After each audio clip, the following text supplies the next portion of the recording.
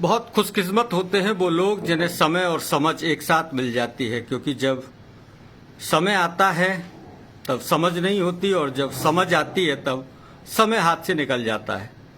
इस समय हमारे साथ सीधे जुड़ी हुई हैं देवी चित्रलेखा जी, कथा व्यास हैं। इनसे लोगों के मन की जिज्ञासा के कुछ सवाल करते हैं।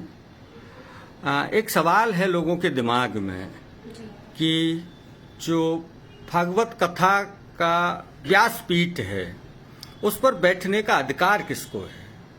जो भगवान का भक्त हो, जो भगवान को चाहने वाला हो, जो भगवान से प्रेम करता हो।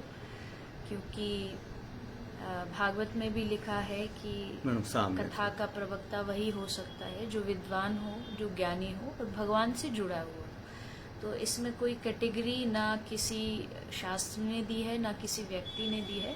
तो जो भी भगवान से प्रेम करता है, जो भगवान को हृदय से चाहता है, वो भगवान की कथा गाने का अधिकारी है। लेकिन लोगों के बीच में ऐसा भ्रम है कि केवल ब्राह्मण को ही अधिकार है कथा व्यास के रूप में पाठ करने का। कुछ नियम तो हाँ जरूर होते हैं और वो हमको निर्वहन करने पड़ते हैं। आप उनको नकार नहीं सकते हैं।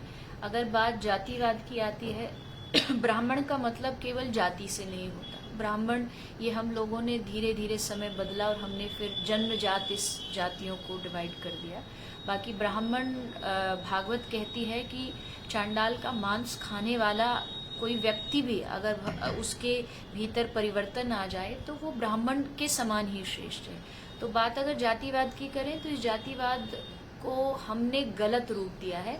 अन्यथा भागवत में जरूर लिखा है कि जो भगवान की कथा करे वो ब्राह्मण हो। ब्राह्मण होने का अर्थ है कि उसके जो व्यवहार हो वो ब्राह्मण जैसे हो। अब चूंकि समय के साथ, बदलते समय के साथ सभी जातियों के लोग कथा प्रवचन करने लगे हैं, तो क्या ये उचित है? इसके लिए आप भगवान नाम प्रचार कर सकते हैं। हमारे देखिए ये बात बहुत समझदारी वाली है। क्योंकि मान लीजिए किसी का जन्म ब्राह्मण परिवार में नहीं हुआ, वो इस पर झंडे लेके खड़ा हो जाए, मैं भी करूंगा, मैं भी करूंगा। हमारे पास बहुत सारे ऐसे अन्य हैं, जैसे आप सत्संग कर सकते हैं, आप हरिनाम संकीर्तन कर सकते हैं।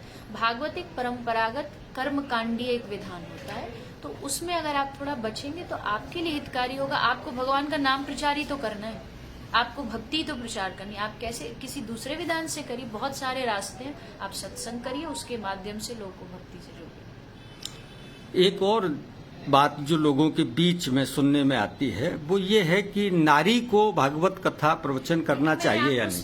एक स्पष्ट बात सबसे पहले वो भगवान का लोग क्या कहते हैं उससे क्या फर्क पड़ता है। भागवत जी में लिखा है, जब भागवत के महात्मा जो अंतिम उत्तम महात्मा आता है उसमें लिखा है भगवान नारायण कथा करते हैं 1 महीने करते हैं, और लक्ष्मी जी जब करती है तो 2 महीने कथा करती है। अगर लक्ष्मी जी कर सकती है तो इसका मतलब स्त्री को विधान है। तो लोग क्या कहते हैं उससे फर्क नहीं पड़ता, शास्त्र क्या कहते हैं उससे फर्क पड़ता है। तो लोग तो हर चीज में कहीं ना टीका टिप्पणी करते रहते हैं। ये सबका स्वभाव है। तो उस विषय में ना मैं कभी बोलती हूँ, ना मैं, कई लोगों ने मुझसे कहा कि जो लोग इसका विरोध करते हैं आप उनके खिलाफ। मैं क्यों किसी को सिद्ध करने जाऊं? तो लोगों की टीका टिप्पणी से नहीं, शास्त्रों के आधार से चलना चाहिए। आखिरी का सवाल है, लोगों का एक और सवाल, लोगों के दिमाग में जो सवाल है वो ये है कि भागवत कथा पाठ के दौरान आरंभ से लेकर के अंत के मध्य में बीच में कहीं भी एकादशी अवश्य आनी चाहिए। ऐसा कहीं नहीं लिखा हुआ, कहीं कोई शास्त्र में वर्णन नहीं है। आ जाए तो बहुत अच्छा है। कोई भी शुभ तिथि आती है वो शुभ होती है, लेकिन आनी ही चाहिए, ऐसा किसी भी शास्त्र में नहीं लिखा। बहुत संक्षेप में भागवत सार आप बताएं। भगवान का भजन, नाम संकीर्तनम यश सर्व पाप प्रणाशनम प्रणामो दुख समनस तम नमामि हरिपरम। ये भागवत का विश्राम श्लोक है और यही सार है कि नाम संकीर्तन ही हमारे जीवन का, हमारे धर्म का सार है। तो ज्यादा से ज्यादा नाम जाप और नाम संकीर्तन करें। आपने इस बातचीत के लिए थोड़ा सा समय दिया, बहुत बहुत धन्यवाद।